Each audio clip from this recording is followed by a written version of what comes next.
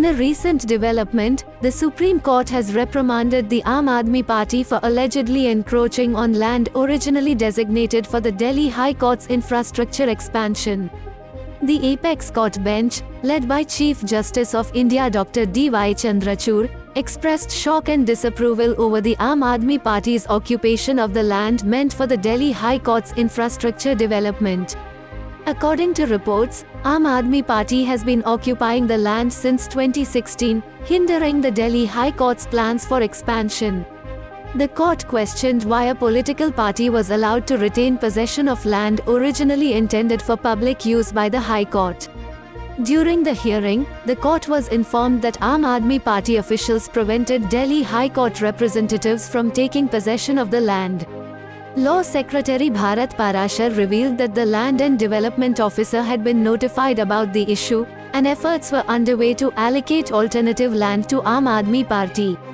However, the Supreme Court firmly stated that the land must be returned to the Delhi High Court without delay. The court instructed Delhi government officials to meet with the High Court's Registrar General to expedite the resolution of the matter. A day after the Supreme Court was livid over the issue, Arvind Kejriwal-led Aam Aadmi Party issued a statement on the developments. The statement by Aam Aadmi Party said, "The Aam Aadmi Party vehemently and categorically denies that the party's political headquarters situated at Rouse Avenue in Delhi is constructed on encroached land. It is appalling that the central government has made incorrect submissions to mislead the Supreme Court. We will submit documents before the court which shall clearly show that the land has been allotted to the Aam Aadmi Party by the government of Delhi. Be it noted that the same land, since 1992, has been allotted to IAS officers and 3 ministers. There has been no encroachment whatsoever. We will present all valid documents before the Supreme Court with our reply." The next hearing is scheduled for February 19th, where the court expects concrete steps to be taken to restore possession of the land to the Delhi High Court, and Aam Aadmi Party is expected to place its defense. Stay tuned for further updates as the legal proceedings unfold in this significant case. मेरे ठीक पीछे मौजूद है आम आदमी party का वो दफ्तर जिसे लेके सुप्रीम कोर्ट ने सख्त टिप्पणी और नाराजगी जाहिर की गई है। आम आदमी पार्टी की जब साल 2015 में सरकार बनी तो उसके 1 साल बाद आम आदमी पार्टी को 2016 में ये दफ्तर दिल्ली सरकार द्वारा अलॉट किया गया था।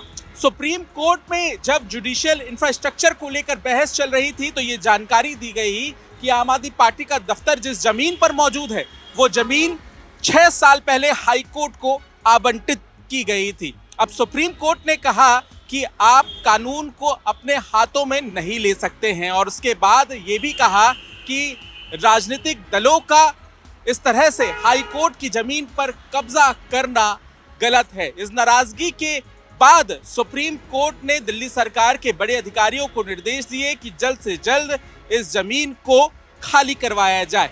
लेकिन आपको ये भी बता दें कि आम आदमी पार्टी का ये दफ्तर दीनदयाल उपाध्याय मार्ग पर मौजूद है। ये सड़क आप देखिए, ये वो रास्ता है जो आईटीओ की तरफ भी जाता है और दूसरी तरफ ये कनॉट प्लेस से जुड़ता है।